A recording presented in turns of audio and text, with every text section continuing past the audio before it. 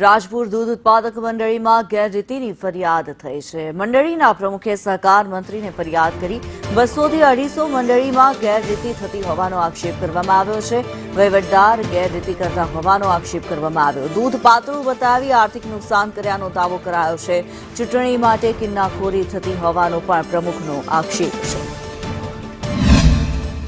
અને અમે સાહેબ અમારી રાજપુર દૂધ ઉત્પાદક સહકારી મંડળી જે ચાલે છે ડેરી એમાં સાહેબ છેલ્લા કેટલા 2-3 વર્ષથી અમને મહેસાણા દૂધ ઉત્પાદક સંઘ દ્વારા ઘણા બધા રંજાડવામાં આવે છે। અમારું દૂધ હલકામાં નાખવામાં આવે છે। અમારા પ્રમુખને ગેરતરફ કર્યા છે સાહેબ। અમારા વહીવટદાર કોઈ કારણ વગર વહીવટદાર અમારી ડેરી આજથી 2 વર્ષ પહેલા એકદમ એ ગ્રેડમાં ચાલતી હતી। એ લોકોએ રાજકીય કિન્નાખોરીનો ભાગ બનાવી અને અમારી ડેરી અત્યારે C ગ્રેડમાં મૂકી દીધી। વહીવટદાર મૂકી દીધો। અમારી ડેરીનો વહીવટ એકદમ ચોખ્ખો હતો। અમારી ડેરી આજથી 4 વર્ષ પહેલા કમ્પ્લીટ આખા જિલ્લામાં સાહેબ A1 નંબર આવતી હતી, એ ગ્રેડ આવતો હતો। એની જગ્યાએ અમારી ડેરીને Cમાં નાખી હતી C ગ્રેડમાં અને અત્યારે અમારા પ્રમુખને બરતરફ કર્યા છે। અને બીજું કે અમારું દૂધ રોજે રોજ ખાટામાં નાખી દેવાનું, હલકામાં નાખી દેવાનું અને એ રીતે બી ડેરીને નુકસાન કરવાનું અમારે।